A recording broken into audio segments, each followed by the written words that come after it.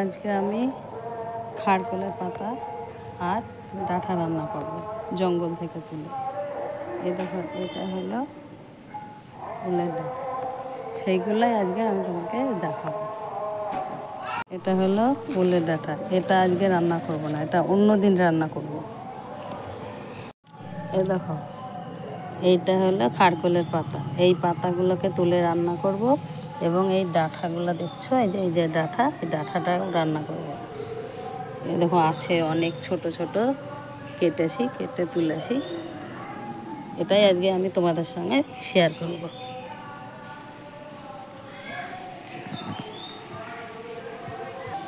ওলের ডাঁটা, এই দেখো, এইগুলাকে রান্না করে খেতে হবে। এটা আমি তোমাদেরকে অন্য ভিডিওয় শেয়ার করব। হ্যালো বন্ধুরা, তোমরা সব কেমন আছো? আশা করি। এই দেখো, সজনের শাকও তুলেছি। আজ আমি জঙ্গল রান্না করব। আজকে দুপুরের মেনু এই আমার সব জঙ্গল, সজনের শাক, তারপরে খাড়কলের পাতা, ডাঁটা। এ দেখো, এটা খাড়কলের ডাঁটা কাটা কেটে রেখেছি, ধুয়ে রেখেছি। এটাকে ভাত দিয়ে রান্না করব।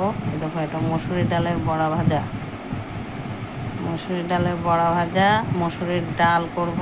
দেখো, বড়াটা ভাজা হচ্ছে। তোমরা সব কেমন আছো? আশা করি ভালোই আছো।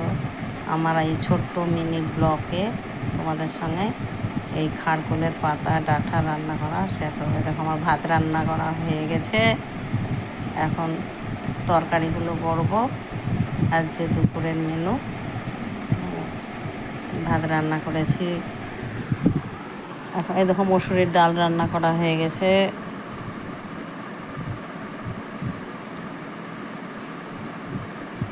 দেখো, রান্না চলছে আমার, সব রকম রান্না করছি। তোমাদেরকে আজ একটা নতুন জিনিস দেখালাম, যে খাড়কলের শাক রান্না করা, রান্না করছি। এটা পাতাটাকে বেটে রান্না করা হয়েছে। দেখো, সজনের শাক আমার বাছা হয়ে গেছে, এবার কেটে ধুয়ে নেব। কাটা হচ্ছে।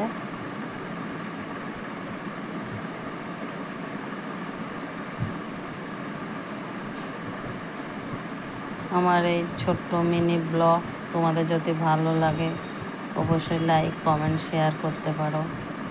আমি সবসময় তোমাদের পাশে থাকবো। জঙ্গল রান্না করে খেতে খুব সুন্দর লাগে, কিন্তু বাছা কাটা খুব কষ্টকর, বাছতে দেরি লাগে। দেখো, সজনের শাক আমার রান্না হয়ে গেছে। এ দেখো, আমার শাক, সজনের শাক, মুসুরি ডালে বড়া ভাজা। এ দেখো, খাড়কলের ডাঁটা ভাজা, মুসুরি ডাল, পাতা বাটা ভাজা, ভাত। আমার সব কমপ্লিট রান্না, সব রান্না কমপ্লিট হয়ে গেছে। আমার ভিডিও এইটুকুই, আবার পরের ভিডিও দেখাবে। Bye bye, tata. তোমরা সব ভালো থেকো, সুস্থ থেকো। Tata, bye bye.